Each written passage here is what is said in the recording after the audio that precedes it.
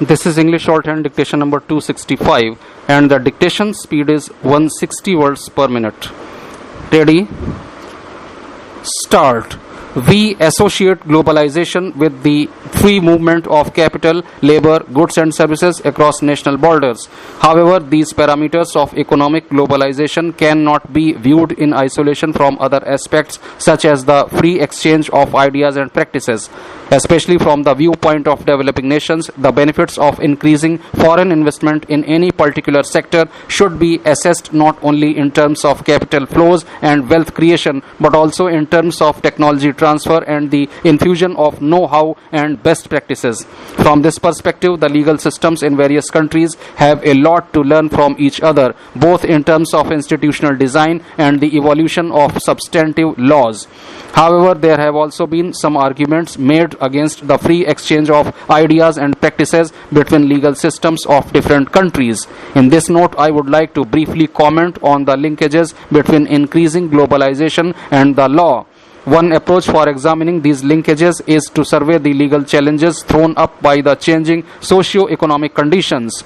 With increasing trade and investment across borders, it is important for all nations to be sufficiently invested in the multilateral processes of rulemaking and dispute resolution, while at the same time offering a balanced response to the resulting complexities through our domestic legal systems. The reverse linkage is, of course, the impact of globalization on our respective legal systems. In the age of the internet and frequent international travel, judges, lawyers, academics, and even law students from different countries have a lot of opportunities to interact, collaborate, and learn from each other's experiences. In particular, I would like to comment on the growing importance of fields such as comparative constitutional law. Until a couple of years ago, much of discourse about the legal challenges arising out of economic globalization was centered on the multilateral efforts to promote international trade and investment. In this regard, there has been considerable scholarship on the dispute resolution functions of the World Trade Organization, as well as the role of arbitral institutions which facilitate dispute resolution in the event of commercial disputes between private parties located in different national jurisdictions. There has also been some attention given to the settlement of investment disputes between foreign investors and host governments. Hence, themes such as international trade law and investment law have become quite prominent in legal exchanges. However, the collapse of several financial institutions in recent times highlights the need for paying more attention to strengthening our domestic legal and regulatory systems before shifting the focus to multilateral negotiations and rule making. In India, the retention of stringent governmental controls over the banking sector has mitigated the impact of the recession, but many export-dependent sectors have indeed faced some difficulties. For a country like ours, where financial sector reforms began only in the 1990s, there is an obvious need to adopt a pragmatic approach towards international trade and investment. There is no doubt that the progressive lowering of restrictions on foreign investment and private enterprise has led to the expansion of several sectors such as banking, telecommunications, information technology, broadcast media, and infrastructure, among others. The inflow of foreign capital and firms in these sectors has undoubtedly created many jobs, shaped an environment of competition, and increased the choices available to consumers. The expansion of these sectors has also created regulatory gaps which have been addressed through the creation of independent regulatory agencies. The task of these independent regulatory agencies is to assist in the formation of policies and devise rules to ensure a fair balance between the interests of service providers, consumers, and the government.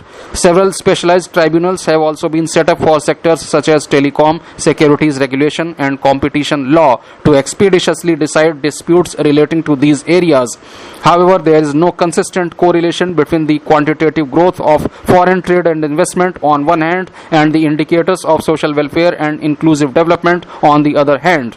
Many economists have argued that the progressive financial sector reforms have only benefited the traditionally elite sections of society and that the trickle-down benefits for the masses have been negligible. Some have even argued that that the forces of economic globalization have actually widened the existing socio-economic inequalities. A glaring symptom of the same is the rapidly increasing rates of migration between the rural areas and the urban centers. Cities such as Delhi, Mumbai, Bangalore, and Hyderabad, among others, have grown exponentially on account of the expansion of the services sector, which creates both well-paying jobs for qualified professionals as well as low-end jobs in the informal sector. Millions of people leave their countryside homes each year with the hope of better employment prospects. Instead, many of them end up living in even worse conditions in the cities where the infrastructure has not kept up with the rise in population. Our persistent failure to provide quality education and health care to a large part of our population further exacerbates the socio-economic inequalities in our society. There is a wide gap between the opportunities available to those who can speak the English language and operate computers as opposed to the rest of our people. Such inequity sometimes results in localized conflicts between the haves and the have-nots, which are often reinforced by traditional social divisions based on caste, religion, and regionalism. On account of such complex social realities, it becomes very difficult to gauge the substantive benefits of foreign trade and investment. In such a scenario, the onus is on the government and the legal system to devise strategies for ensuring a more equitable distribution of the pie. It is the concern with the prospects for our agricultural exports in foreign markets which has prompted India's vehement stand against the policy of export subsidies given to farmers in some Western countries. There is no principled opposition to the reduction of tariffs and other trade barriers which will enable more foreign firms to trade in goods and services in India. However, Western governments should also be willing to reciprocate by removing the unfair advantages given to their respective agricultural sectors.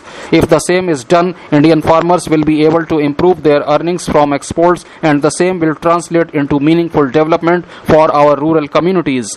Even though the negotiations at the World Trade Organization seem to have been stalled at the moment, there is no ambiguity about the merits of free trade. The only condition is that both the developed and developing nations should be equally committed to the reduction of trade barriers. The construction of several large infrastructural projects as well as increasing investment in sectors such as steel manufacturing and mining has also created several legal complications. Especially in forested areas populated by tribal communities, several disputes have arisen from forcible land acquisition. Sometimes companies take advantage of the lack of awareness and bargaining power on part of tribal communities to displace them from their traditional lands. In fact, the use of deception and coercion to displace local communities from their lands is a practice that can be traced back to the colonial period. Such disputes that involve questions of adequate compensation, rehabilitation, and even environmental protection in some cases are amongst the foremost challenges for the Indian legal system today. Policymakers and judges are frequently called upon to walk a tightrope between the competing interests of promoting economic growth and protecting the rights of local communities. Even though the state exercises eminent domain over land and natural resources, sometimes it is not appropriate to rely on utilitarian considerations to decide disputes involving the same. Due weightage must be given to the customary rights as well as the right to livelihood of local communities, even if the same results in the loss of some investment opportunities. Another area which requires rigorous analysis and interventions in India's domestic legal system is that of corporate governance standards and bankruptcy protection. Reports of accounting fraud in some leading companies have drawn attention to aspects such as the role of directors who serve on the board of publicly held companies, as well as the need to ensure independence on part of firms which perform auditing and accounting functions for such companies. The separation between ownership and control is a characteristic feature of modern corporations, and hence their functions are dominated by the managers instead of the shareholders. In the pursuit of profits, the managers often make short-sighted decisions which prove to be detrimental to the interests of shareholders, employees, and consumers. In such cases, there is a governmental interest in regulating the functions of business entities through robust disclosure norms. There is also an urgent need for large publicly held companies to realize that they are accountable not only to their shareholders and creditors but to several other stakeholders in society. In the context of encouraging foreign investment and cross-border trade, the devices of bilateral investment treaties and free trade agreements are now being routinely used to safeguard the interests of firms which invest in foreign countries. Such treaties lay down obligations on part of host governments to ensure ensure fair and equitable treatment for foreign investors, favorable tax and regulatory schemes, as well as safeguards against unjust expropriation. However, economists have made the point that sometimes the governments of developing nations accept unfavorable terms in these investment treaties on account of desperation to attract foreign investment.